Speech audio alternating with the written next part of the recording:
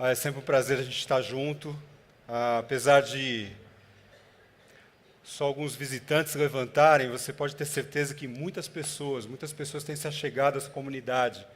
E é um privilégio, é um prazer para nós, vocês estarem conosco em vários momentos. As pessoas estão chegando, estão se agrupando, estão buscando a Deus juntos conosco, isso é muito bom. Nós cantamos, nós declaramos que nós queremos romper em fé com o Senhor. Eu conclamo a você que você tire alguns segundos agora, antes da pregação, antes de nós conversarmos sobre a Palavra de Deus, que você esqueça um pouco das pessoas que estão ao lado e possa tirar alguns segundos para clamar ao Senhor. Senhor, o que o Senhor quer falar comigo? O que o Senhor precisa fazer?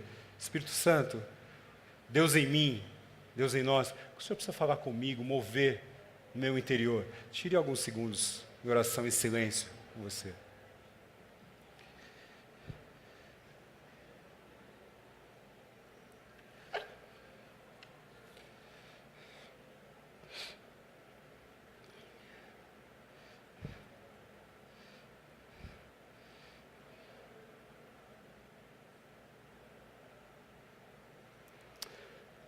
Senhor, nós estamos aqui juntos, ó Deus, mais uma noite, para clamar ao Senhor, ó Deus. Não importa quantas vezes nós estivemos juntos aqui, ó Deus, ouvindo a Tua Palavra, cada noite, cada dia, cada momento, cada agrupamento, cada encontro tem sido tão relevante para a gente, ó Deus. O Senhor tem nos confrontado com a Tua Palavra, o Senhor tem falado conosco, o Senhor tem mostrado áreas específicas da nossa vida que precisam ser mexidas, que precisam ser mudadas, alteradas, transformadas pelo Senhor.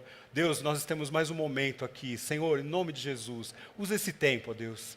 Fala com cada um que está aqui, Senhor Deus. Cada um tem uma realidade, cada um vem de uma situação, de uma família. Deus, o Senhor é Deus pessoal. E o Senhor tem algo específico para cada um aqui. Nós clamamos ao Senhor que o Senhor abra o nosso entendimento, que o Senhor abra o nosso coração, ó Deus. Essa é a nossa decisão, esse é o nosso desejo, para que o Senhor fale conosco. Ó Deus, em nome de Jesus, nós te pedimos e já te agradecemos. Em nome de Jesus, amém.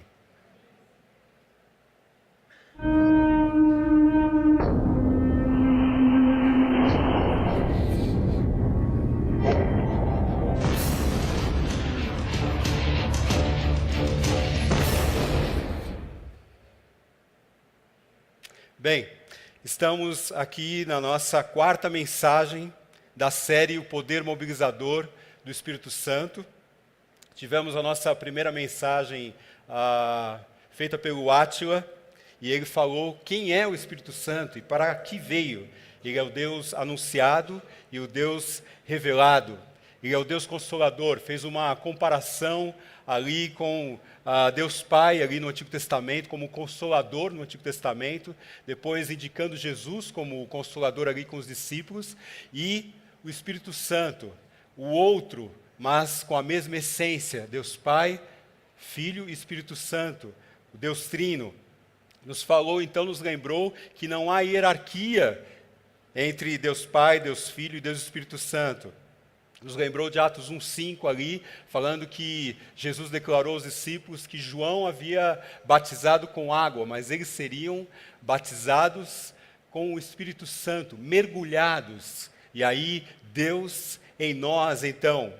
Ele nos lembrou também, falou um pouquinho de que como nós somos cheios do Espírito Santo. Não sei se você está lembrado, mas ele então falou, escuta, como é que nós fazemos? Nós impomos as mãos então e a pessoa ali fica cheia? Não. Nós cremos o que a palavra de Deus diz, que uma vez salva a pessoa, então é selada pelo Espírito Santo.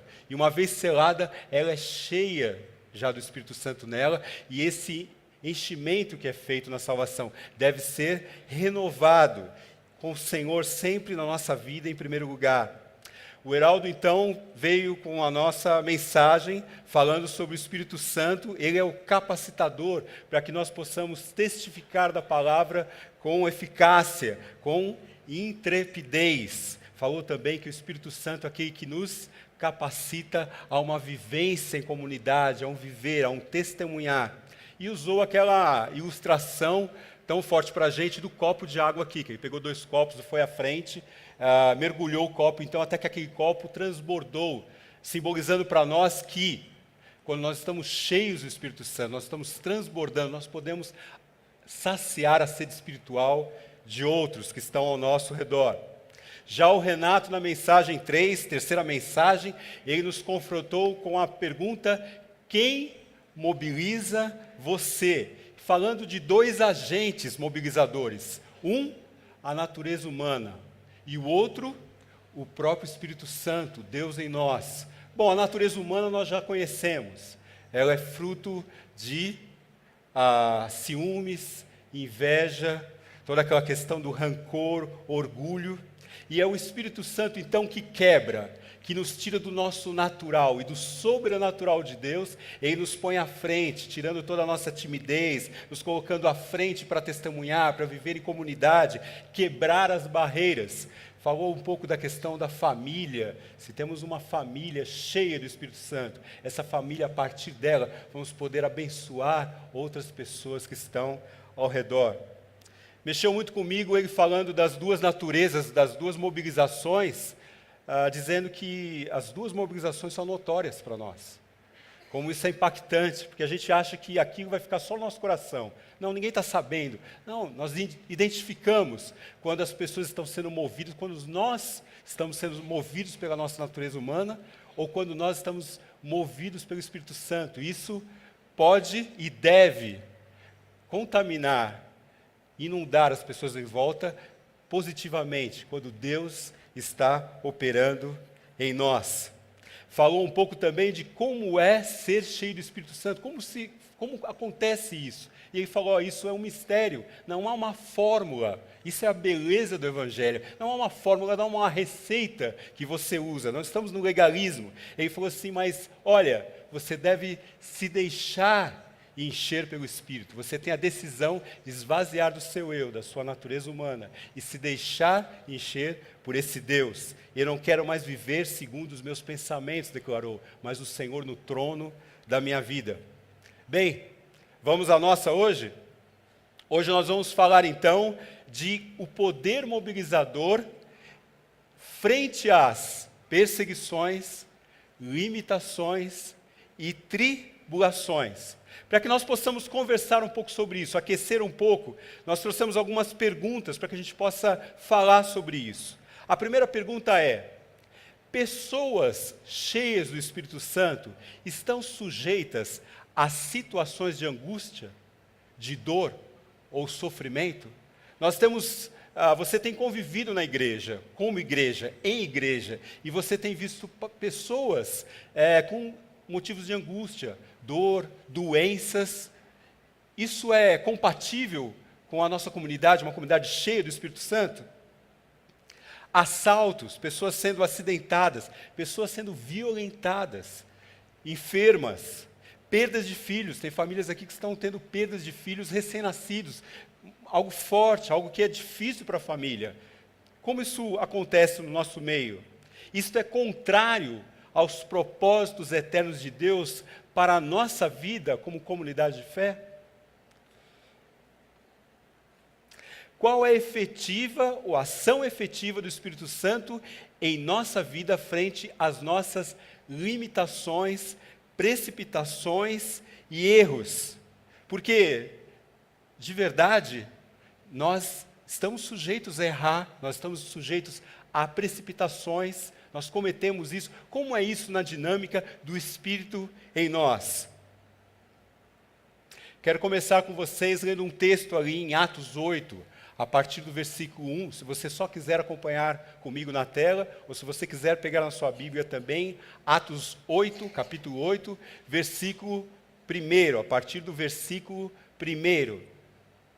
Naquele dia, levantou-se grande perseguição contra a igreja em Jerusalém, e todos, exceto os apóstolos, foram dispersos pelas regiões da Judeia e Samaria. Alguns homens piedosos sepultaram Estevão e fizeram grande pranto sobre ele. Saulo, porém, assolava a igreja, entrando pelas casas e arrastando homens e mulheres, encerrava-os no cárcere. Entre mentes, os que foram dispersos iam por toda a parte pregando a palavra. Filipe, descendo a cidade de Samaria, anunciava-lhes a Cristo. As multidões atendiam unânimes às coisas que Filipe dizia, ouvindo-as e vendo os sinais que ele operava.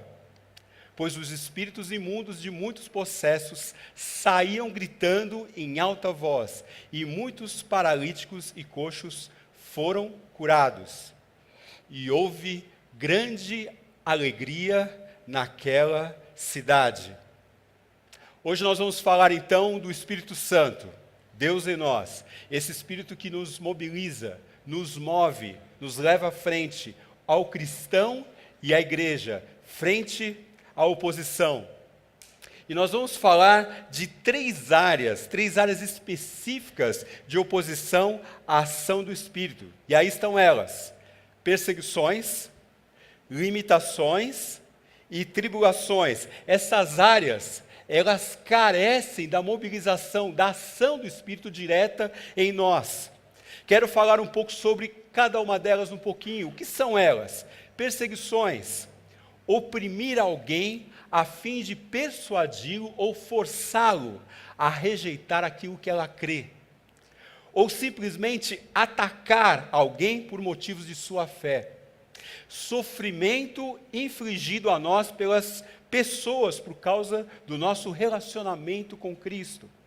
Limitações ou angústias diz respeito a uma pessoa estar confinada num lugar estreito e difícil, ou estar desamparada, premida, sufocada pelas próprias circunstâncias.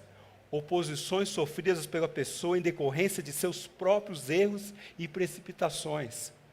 Tribulações, dores, sofrimentos, aflições em decorrência das adversidades naturais pertinentes à vida. Vamos assistir a um vídeo.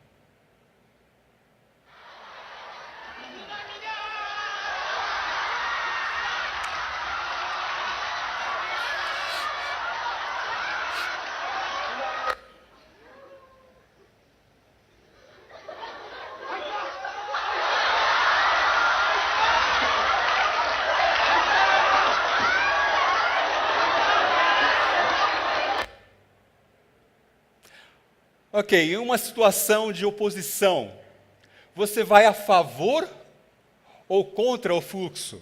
É engraçado ver, mas numa situação de oposição, em que você se vê acuado ali, você vai a favor ou contra aquele fluxo?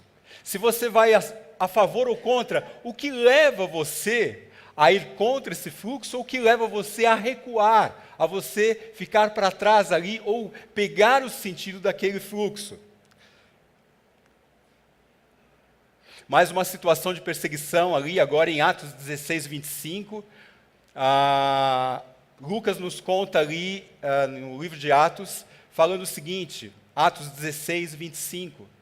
Por volta da meia-noite, Paulo e Silas oravam e cantavam louvores a Deus. E os demais companheiros de prisão escutavam. Este é um texto bem conhecido das Escrituras, é um texto clássico. Você lembra ali que eles estavam na cidade de Filipos, e eles, por uma situação ali de Paulo ali ter tirado um espírito adivinhador de uma moça, eles são arrastados pela guarda pretoriana, e arrastados ali, o que acontece? Eles são surrados à vara, rasgadas as vestes deles e surradas de varas, e eles são presos ali na cidade de Filipos. Paulo e Silas oravam e cantavam louvores a Deus, numa prisão, num cárcere, ali no interior de um cárcere escuro. Eu lembro um pouco, não sei se você teve alguma oportunidade de ir até uma prisão, a uma detenção. Eu lembro uma época que nós fomos como igreja, nós fomos até o Carandiru. Quem não conheceu o Carandiru, né, Reginaldo? Ali você pegando a Zona Norte, poucos aqui conhecem, ou chegaram nessa época. Você pegava o metrô ali, era o final da estação ali da Zona Norte, você chegando no metrô, você olhava e você tinha aquele grande presídio Carandiru, descendo ali na estação, você olhava aquelas janelinhas com as pessoas ali com as mãos, olhando para fora em uma tentativa de comunicação. Eu lembro até das pessoas com sinais de libras, tentando conversar com as pessoas, algum meio de comunicação, elas presas ali. Quando nós entramos ali naquela visita, eu me espantei até, porque a impressão que eu tinha antes de entrar, né, quando nós fomos desafiados a ir lá, que nós iríamos entrar no presídio, no Carandiru, e todos os presos iam estar nas suas celas. Engano meu, porque os presos, alguns ficavam sim em celas, mas tinham muitos que trabalhavam ali no meio do próprio presídio, prestando serviço. Você conversava, convivia com eles ali no caminhar. E eu até me assustei até me acostumar com a ideia, mas foi muito desafiador. O que leva uma pessoa a glorificar a Deus em meio a uma prisão, uma detenção, uma perseguição por causa do Evangelho? Paulo e Silas louvavam e glorificavam a Deus porque eram homens cheios do Espírito Santo. Em Atos, você olha para Atos, você vê alguns focos de perseguição. Você começa ali no começo do livro, você vê Pedro sendo perseguido muitas vezes, ali Pedro e João, você vê ali com os apóstolos, você vê depois Paulo, mas há duas situações específicas que a igreja é abordada numa perseguição declarada. Você tem em Atos 8, quando nós vimos ali no começo, que nós lemos toda a história, após a morte de Estevão ali, Judéia, Filipe e Samaria, mas você tem um episódio muito interessante em Atos 12, em que Herodes, Agripa I, ele começa a perseguir os cristãos da igreja por um motivo, uma motivação política. E então há uma perseguição ali, o Herodes Agripa, ele pega alguns da igreja, começa a torturar as pessoas da igreja. Tiago, irmão de João, é morto à espada, e ele então traz ao cárcere Pedro. Pedro é levado ao cárcere ali, é julgado. Você tem a informação ali que Herodes ele destaca 16 soldados para ficar ali ao lado, em volta ali de Pedro, na questão do turno da noite. Só que a igreja, Lucas destaca que a igreja estava intercedendo, estava orando por Pedro, nessa perseguição da igreja. Só que Pedro ali, numa hora da noite, passados alguns dias e noites, a gente não sabe exatamente quanto tempo, um anjo entra na cadeia, no cárcere, e Pedro está ali com as correntes entre um soldado e outro, e o anjo vai à noite ali, Pedro dormindo, ele encosta em Pedro, acorda Pedro e fala para Pedro: Pedro, veste as tuas vestes, calça o teu sapato, nós vamos embora. Pedro, meio sonolento, não sabendo o que estava acontecendo, não sabia se era uma visão, sonho, o que era, obedeceu ao anjo. As correntes que estavam prendendo Pedro aos soldados foram libertas, foram soltas, ele começa a andar e seguir o anjo. O anjo então vai ali passando de sentinela a sentinela. Agora eu lembrei bem do Carandiru, porque você tem aqueles estágios, quando você sai das celas dos corredores internos até a saída. E Pedro exatamente faz isso, ele segue o anjo vai passando de sentinela a sentinela até chegar à rua. Chegando à rua, ele segue um pouco mais, o anjo desaparece. E Pedro então fica atônito e fala assim: não, realmente não é a visão. Eu estou vivendo essa situação mesmo. E ele então lembra da igreja que está orando, foi na casa de João Marcos, que as pessoas estavam orando ali por ele. Bate na porta, e eis que a serva ouve a voz de Pedro, corre até o corredor, fala: é Pedro, mas não abre a porta. Volta para os outros que estavam orando e fala assim: Pedro está fora. E as pessoas falam assim: você está louca? Não, deve ser um anjo, alguma outra pessoa. E aí vão até lá e realmente Pedro está lá. E aí Pedro conta tudo aquilo, o relato que Deus tinha feito, como tinha libertado ele daquela perseguição. Depois você dá uma olhadinha ali em Atos 12, na continuação da história, e você vê o que Deus fez para aquele Herodes, para aquele político que se levantou e se achou como Deus sobre as pessoas. E Deus operou ali, milagrosamente, sobrenaturalmente, trazendo algo para a vida daquele homem. Depois você olha lá e você vai achar muito interessante. Você então vê que a igreja, num período de perseguição, a igreja então está junta, unânime, com a mesma paixão, intercedendo por aquelas pessoas que estão sendo perseguidas, ou pela igreja. Agora é interessante a gente ver que não foi a perseguição que mobilizou a igreja. Porque a igreja, numa hora de perseguição, ali em Atos 8 e 12, poderia sair, mas sair com medo, sem divulgar, sem falar do evangelho mais. Mas quem mobilizou a igreja na perseguição foi o próprio Deus, mobilizando, ativando a igreja para que eles falassem, para que eles testemunhassem do evangelho. O poder mobilizador do Espírito é Deus em nós, impulsionando, movendo, estimulando o crente e a igreja a obedecê-lo, a ouvi-lo, a segui-lo, a avançar em direção ao objetivo, aos propósitos que ele tem para nós, como indivíduos e como comunidade. Há uma direção, há um vetor de Deus para a comunidade. Agora pense bem, se a mobilização do Espírito é a ação de Deus sobre o cristão, sobre a igreja, a oposição é a ação contrária àquilo que Deus quer fazer.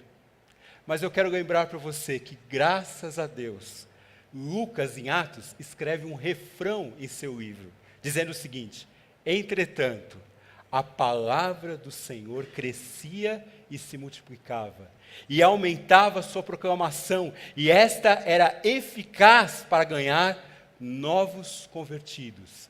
Não há quem possa barrar os planos do Senhor. A palavra de Deus já diz ali em Jó que os planos do Senhor, os propósitos do Senhor não podem ser frustrados. Agora a pergunta para nós é a seguinte: como eu e você, como nós como igreja e comunidade, podemos ser mobilizados pelo Espírito frente à perseguição?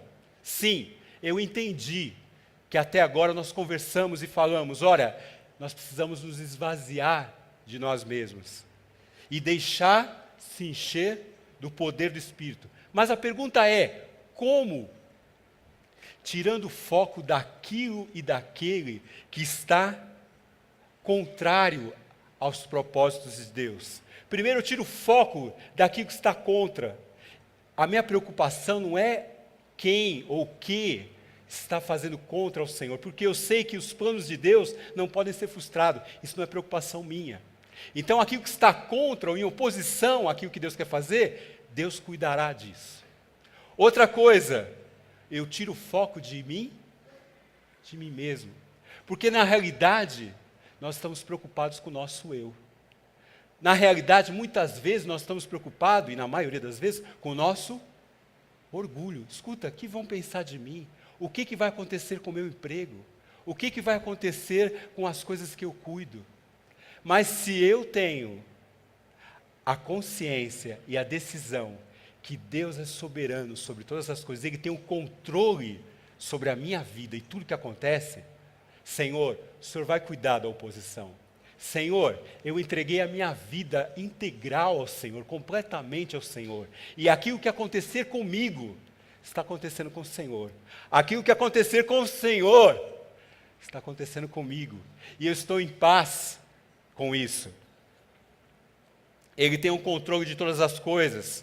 O que Ele quer fazer? O que Ele quer operar? Eu quero ouvi-lo, eu quero segui-lo. Pedro declarou: julgai vós mesmos diante de Deus, se é justo obedecer a vós, ou ouvir a Deus. Pedro foi com João ali, frente ao Sinédrio.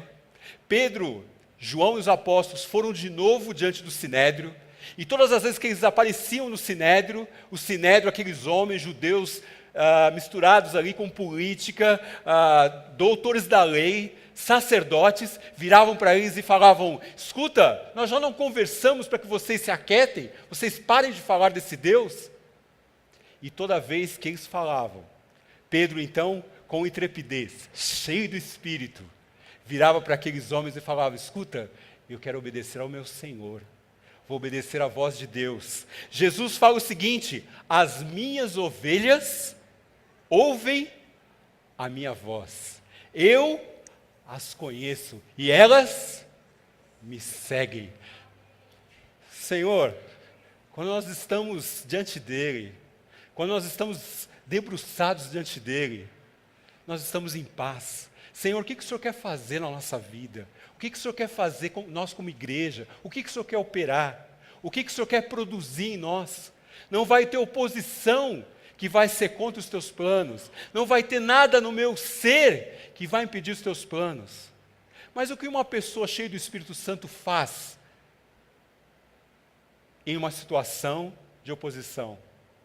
Ela busca a igreja, ela não se isola, ela está como igreja orando, intercedendo, unânimes e sintonizado o que Deus quer operar, o que Ele quer fazer no nosso meio diante de todas essas oposições. Áreas de oposição que necessitam a mobilização do Espírito, perseguições. Outra área que precisa da ação do Espírito no nosso meio, eu, você, Deus em nós como comunidade, limitações. Quais são algumas limitações que as pessoas têm? Quais são as limitações que você passa no seu dia a dia? Vou citar algumas. Algumas pessoas do nosso meio aqui têm deficiências, limitações físicas. Você já notou? Por exemplo, você vê algumas pessoas que elas se locomovem com mais dificuldade. Algumas pessoas, por exemplo, têm problema de visão. Às vezes com o DNA, né? A nossa visão fica mais, né, Edna? Mas algumas pessoas, de fato, têm uma dificuldade de visão bem grande. Outras de audição, enfim. Pessoas têm limitações físicas. Algumas pessoas entre nós têm dificuldades, limitações emocionais. Muitas pessoas são dependentes emocionalmente. Dependendo do seu histórico, da sua criação, isso afeta no seu dia a dia hoje, depois de adulto. E essas pessoas têm deficiências emocionais. Habilidades. Algumas pessoas têm habilidades que outras não têm. Algumas pessoas, por exemplo, têm habilidades manuais. Por exemplo, eu lembro em Florianópolis, quando eu tive que trocar uma torneira, foi um tormento. Né? Eu falei, Mauro, não é má vontade minha, é que está difícil. Né?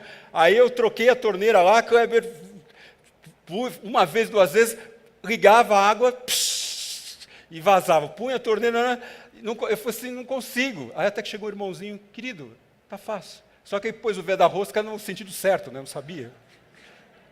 Pois a torneira acabou. Nós somos limitados, umas pessoas têm mais habilidades que outras.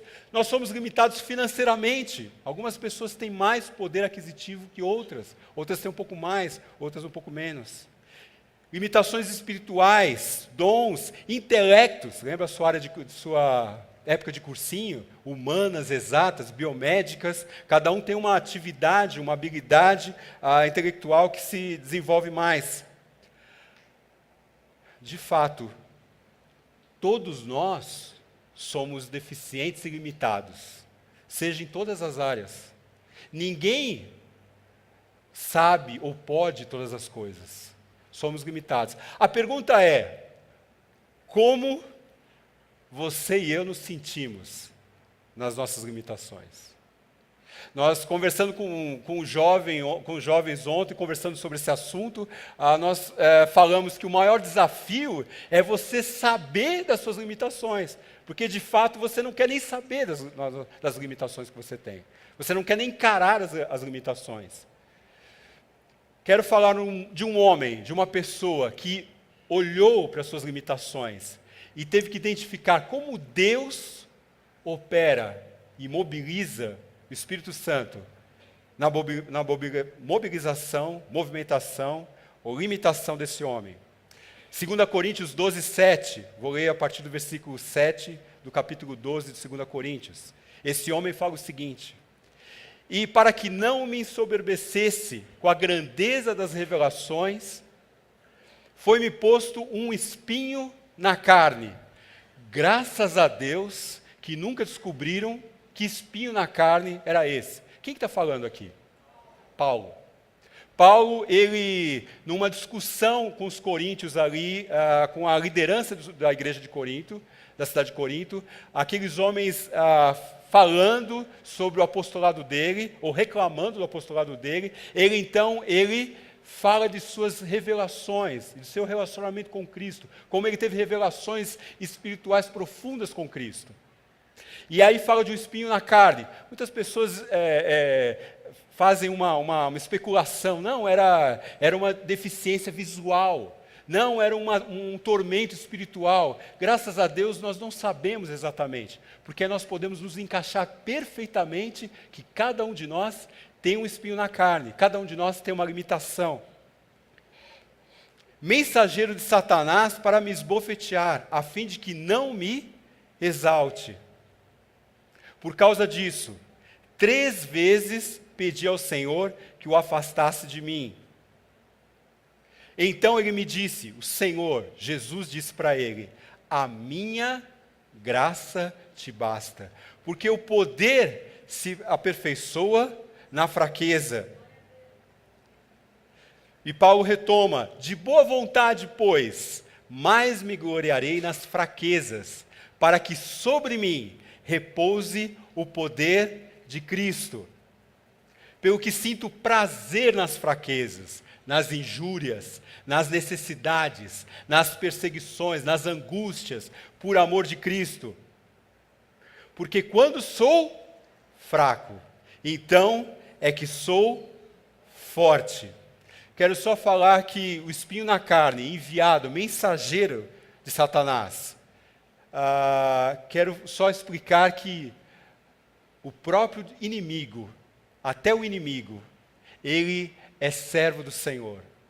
Até o inimigo, ele é usado pelo Senhor, para que Deus possa cumprir os seus propósitos eternos, na nossa vida, na sua igreja, em todas as áreas. A questão é, todos nós somos limitados. Deus usa as nossas limitações para que nos esvaziemos e nos deixemos encher do Espírito. Paulo orou por 3 vezes. Orou por 3 vezes. Pergunto a você, por que Deus nos faz limitados? Por que Deus, ele usa de espinhos na carne conosco? Garanto a você que cada um de nós aqui pense em uma limitação, seja física, seja espiritual, seja financeira. E eu pergunto a vocês, pergunto a nós mesmos, o que seria de nós se nós não tivéssemos essas limitações? Veja, nós já somos orgulhosos, concorda comigo? Já somos por natureza orgulhosos. Você já pensou se nós não fôssemos limitados em áreas nenhuma? Ou se você tivesse uma área da sua vida que você não pudesse, que você não fosse limitado, o que seria? Mas uma pessoa cheia do Espírito, ela olha para a sua limitação e ela fala, a minha graça te basta, porque o poder se aperfeiçoa na fraqueza. Senhor, eu posso te agradecer, eu posso te louvar, eu posso te glorificar, porque na minha limitação, o Senhor é Deus sobre a minha vida. O Senhor é o Deus que opera na minha vida, que modifica a minha vida. Jesus declara em João que a lei foi dada por Moisés, mas a graça e a verdade veio por Cristo Jesus. Deus ainda pelo seu erro, pela sua limitação, pela sua precipitação do dia a dia. Se fosse pela lei, Deus viraria para você e falaria assim, te vira, você errou, arca com as consequências, fica sozinho nessa situação. Mas Deus em nós não é assim. Jesus em nós, o Espírito Santo habitando em nós, Deus não é assim. Porque ainda com as minhas limitações, ainda com as minhas precipitações, ainda com os meus erros, Deus fala assim, vem comigo, querido. Vem que eu vou estar com você, eu vou te conduzir para o caminho certo, eu vou usar essa situação para transformar. Você não sabia, na sua mente limitada, você achou que era só o seu erro. Mas eu, como Deus soberano sobre a sua vida, eu vou usar essa situação para transformar a sua vida e mais aqueles que estão à sua volta. A pergunta é, quem decide ser cheio do Espírito Santo, não se isola na sua limitação, não se precipita em ficar sozinho, mas acorda para aquilo que Deus quer fazer na sua vida e corre para junto dos seus, em oração, em busca, em conselho de sabedoria, em conselho de discernimento, para olhar a palavra, em ajuda na comunidade. O que Deus quer operar? O que Deus quer fazer no nosso meio?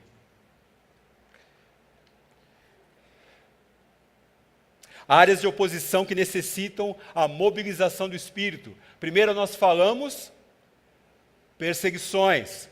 A segunda nós falamos limitações. Nós vamos chegar agora nas tribulações.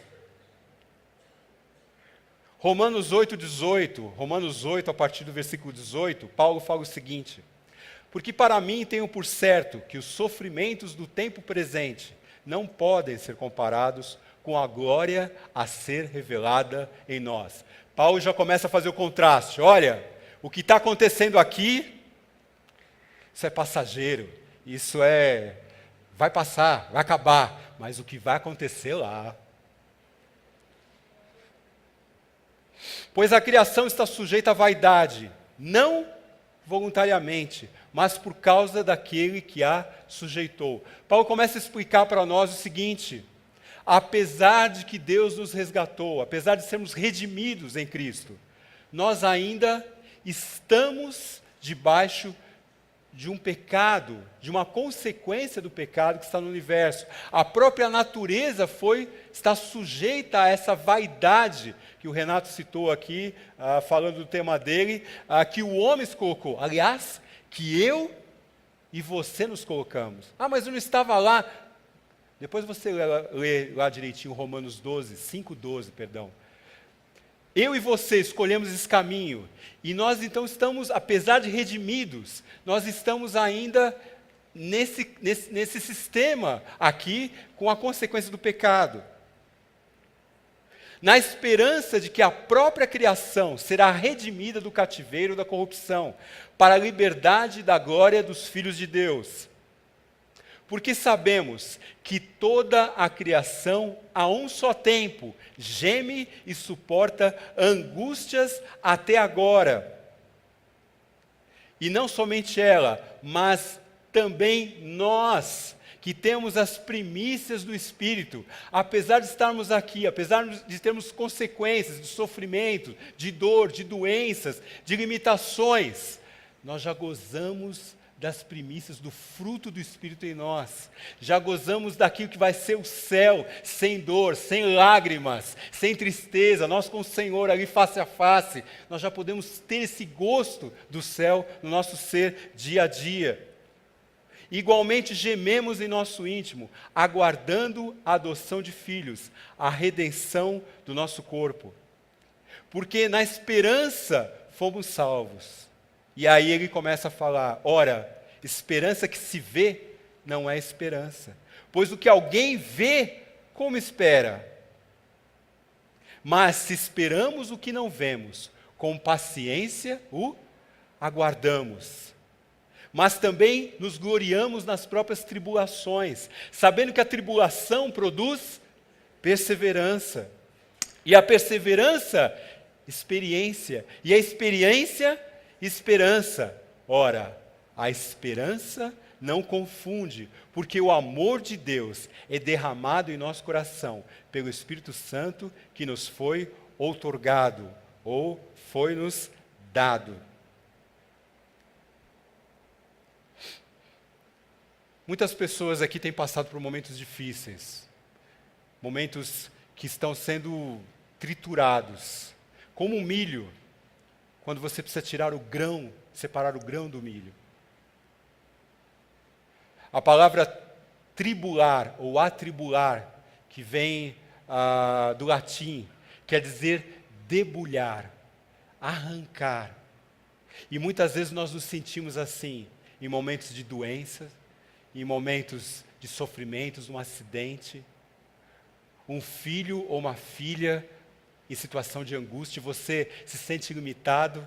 É interessante que Deus permite algumas situações que ninguém pode ajudar. Já notou isso? Não é porque as pessoas não querem ajudar, é porque Deus fala assim: deixa ele ali. Eu quero que ele passe por esse momento, para que ele ganhe da dependência comigo, ganhe do relacionamento comigo, e aí possa crescer nesse relacionamento. Quero aproveitar esse momento para que você, que tenha passado por momentos de perseguições, talvez no seu serviço, talvez você está sendo perseguido na sua escola, na sua faculdade, perseguido por momentos você está vivendo o Evangelho, falando do Evangelho. Talvez numa ação no seu serviço que você se posicionou, não, eu não vou fazer isso, não é correto. Você está passando por limitações na sua vida, todos nós passamos, mas você está se sentindo acuado, no momento que você precisa, Deus, eu preciso do Senhor, eu preciso da situação específica do Senhor.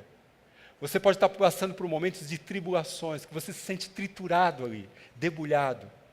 Eu quero que você venha à frente agora, para que nós como igreja, ali como nós vemos em Atos, que a igreja unânime, numa mesma paixão, juntos, em comum, vida em comum, oraram, intercederam, estavam juntos em intercessão.